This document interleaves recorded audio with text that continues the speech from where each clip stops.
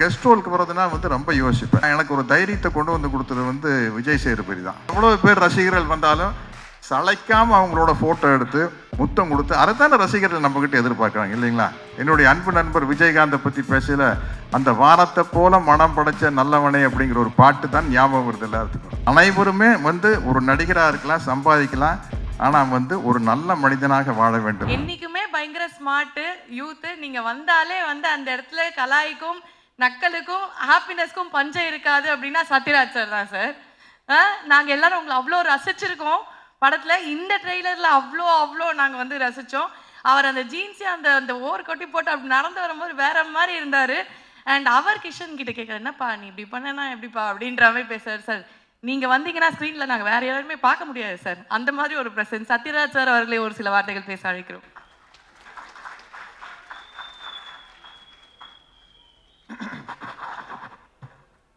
அனைவருக்கும் வணக்கம்.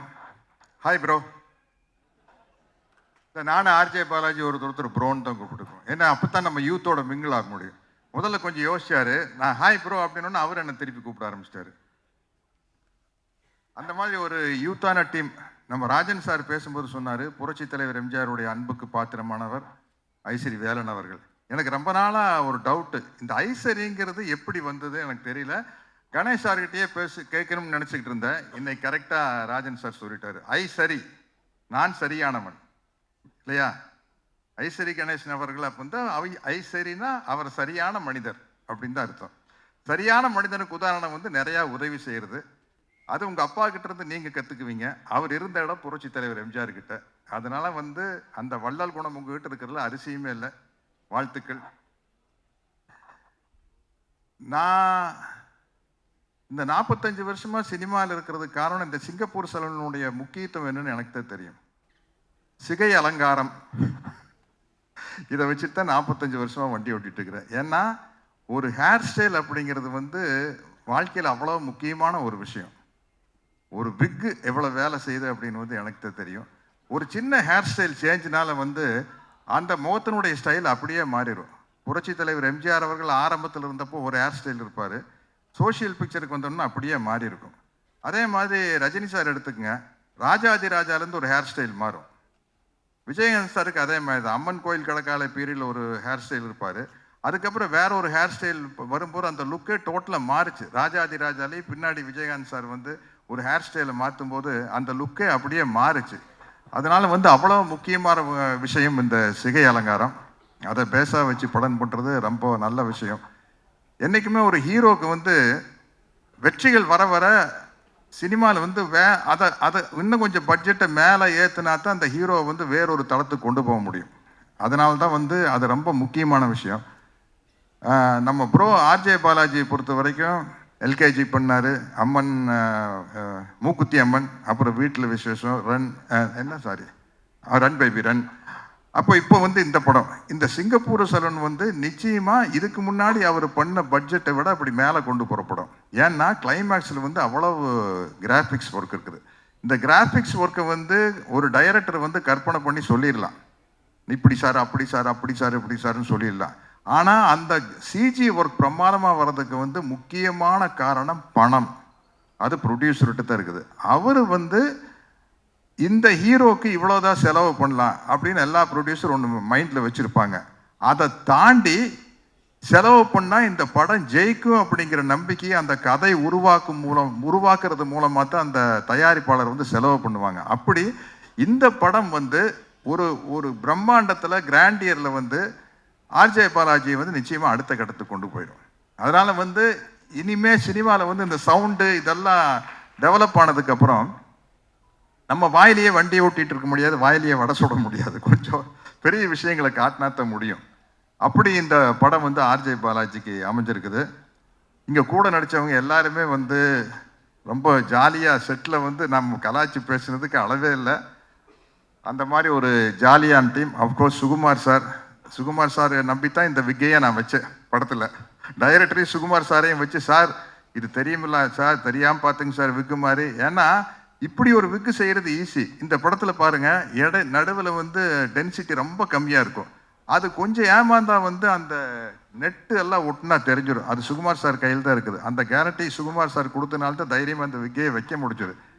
அது பர்டிகுலராக இருந்தார் டைரக்டர், இப்படித்தான் வேணும் அப்படின்னு. இது நான் இதுக்கு முன்னாடி நிறைய கவுண்டமணி அண்ணன் கூட, தம்பி வெடுவேலி கூட, நம்ம தலைவர் மணிவண்ணன் கூட எல்லாம் சேர்ந்து காமெடி பண்ணியிருக்கேன். பட் நானே தனியாக ஒத்தையாக ஒரு காமெடி பண்ணி நடிச்சதுன்னா அது இந்த படமாக தான் இருக்கும். கிட்டத்தட்ட ஒரு இன்டர்வல் சீன் வந்து திருவிளையாடல் நாகேஷ் சார் மாதிரி, ஐயோ தனியாக புலம்ப விட்டானே அப்படிங்கிற அளவுக்கு நம்மளே பேசி நடிக்கிற மாதிரி ஒரு சீன். அதை வந்து தைரியமாக எனக்கு இப்படி ஒரு கேரக்டர் கொடுத்த டைரக்டர் கோகுல் சாருக்கு என்னுடைய மிகப்பெரிய நன்றியை தெரிவிச்சுக்கிறேன். ஏன்னா எல்லா விஷயமே வந்து டைரக்டர்கிட்ட இருந்து அப்ரூவல் வந்தால் தான் முடியும். நம்ம ஒரு டயலாக் எழுதி கொடுக்குறாங்க, தகுடங்கண்ணே தகுடு அப்படிங்கிற டைரக்டர் வந்து இல்லை சார் 2 தடவை சொல்ல வேண்டாம் சார், ஒரு தடவை சொன்னால் போதும் சார் அப்படின்னா கிட்டத்தட்ட எனக்கு ஒரு 7-8 கோடி ரூபா போயிருக்கும். அதுக்கப்புறம் தான் நம்மளுக்கு ஒரு மார்க்கெட் வருது இல்லையா? அந்த ஒரு சின்ன விஷயம் டைரக்டர்கிட்ட இருந்து ஒரு சின்ன அப்ரூவல் கிடைப்பதன் மூலமாக தான் ஒரு நடிகர் வந்து எங்கேயோ போக முடியும். அப்படி பல இடத்துலேருந்து நான் வந்து என்னை விட மூத்தவர்கள்கிட்டையும் எடுத்துக்குவேன், என்னை விட இளையவர்கள்கிட்டையும் எடுத்துக்குவேன். உண்மையிலேயே நான் கதாநாயகனாக நடிச்சுட்டு இருந்தப்போ என்னை கெஸ்ட் ரோல் கேட்கல வந்து நான் ரொம்ப யோசிப்பேன். கஷ்டப்பட்டு ஹீரோ ஆகிருக்கிறோம், வில்லனாக நடிச்சு இப்போ போய் கெஸ்ட் ரோல் பண்ணோம், ஒரு கேரக்டர் பண்ணோம் அப்படின்னா வந்து அந்த ஹீரோ இடத்தை தக்க வைக்காமல் விட்டுருவோம் அப்படின்னு ஒரு பயம் இருந்தது. இப்போ கேரக்டர் ரோல் நடிக்கலையும் கூட ஒரு கெஸ்ட் ரோலுக்கு வர்றதுனா வந்து ரொம்ப யோசிப்பேன். அதுக்கு எனக்கு ஒரு தைரியத்தை உதாரணமாக எனக்கு ஒரு தைரியத்தை கொண்டு வந்து கொடுத்தது வந்து விஜய் சேதுபதி தான். அவருக்கு அந்த மக்கள் செல்வன் அப்படிங்கிற பொருத்தம் ரொம்ப ரொம்ப பொருத்தம். அவர் வந்து அந்த அளவுக்கு வந்து எவ்வளோ பேர் ரசிகர்கள் வந்தாலும் சளைக்காமல் அவங்களோட ஃபோட்டோ எடுத்து முத்தம் கொடுத்து, அதைத்தான ரசிகர்கள் நம்மக்கிட்ட எதிர்பார்க்குறாங்க இல்லைங்களா? நமக்கு வந்து அவங்க பணம் கொடுத்து டிக்கெட் வாங்கி கிட்டத்தட்ட சொல்லப்போனால் நம்மளுக்கு சோறு போடுறவங்க ரசிகர்கள் தான். அவங்க மேலே தோள் மேலே கை போட்டு ஒரு சளைக்காமல் நம்ம ஃபோட்டோ எடுத்துக்கிறது வந்து ரொம்ப முக்கியமான விஷயம். இதற்குத்தானே ஆசைப்பட்டாய் பாலகுமாரா மாதிரி ஒவ்வொரு நடிகர்கள்கிட்டையும் கேட்க வேண்டியது, இதற்குத்தானே ஆசைப்பட்டாய் நடிகர்களே. அப்படி ஆசைப்பட்டு வந்ததுக்கப்புறம் அதில் என்ன சலிப்பு இருக்கக்கூடாது. தலைவர் புரட்சி தலைவர் அதுதானே எவ்வளோ பெரிய கூட்டமாக இருந்தாலும் உள்ளே போய் கட்டி பிடிச்சி அவங்ககிட்ட பேசி வெளியில் வந்து வரல. அந்த மாதிரி ஒரு நல்ல பண்பு. இந்த படத்தில் தயாரிப்பு நிர்வாகியாக நடித்த விக்கியை பற்றி நான் சொல்லணும். இன்னைக்கு எங்கே போனாலும் என்னுடைய அன்பு நண்பர் விஜயகாந்தை பற்றி பேசல, அந்த வானத்தை போல மனம் படைச்ச நல்லவனே அப்படிங்கிற ஒரு பாட்டு தான் ஞாபகம் வருது எல்லாத்துக்கும். அந்த பாட்டு வந்து அவர் விக்கியோட அப்பா அவங்க தயாரிச்ச சின்ன கவுண்டர் படத்தில் வந்த பாட்டு. அதுதான் இன்னைக்கு வரைக்கும் அவர் விஜயகாந்த் சாருக்கு நிலைச்சு நிற்குது. அது மாதிரி அனைவருமே வந்து ஒரு நடிகராக இருக்கலாம், சம்பாதிக்கலாம், ஆனால் வந்து ஒரு நல்ல மனிதனாக வாழ வேண்டும். இந்த சிங்கப்பூர் சரவணன் வந்து நான் ரொம்ப எதிர்பார்த்துக்கிட்டு இருக்கிறேன். கிட்டத்தட்ட நான் முதல் படத்தில் நடித்த மாதிரி எதிர்பார்த்துக்கிட்டு இருக்கிறேன். ஏன்னா எனக்கு இன்னொரு கதவு திறக்கப்படும்.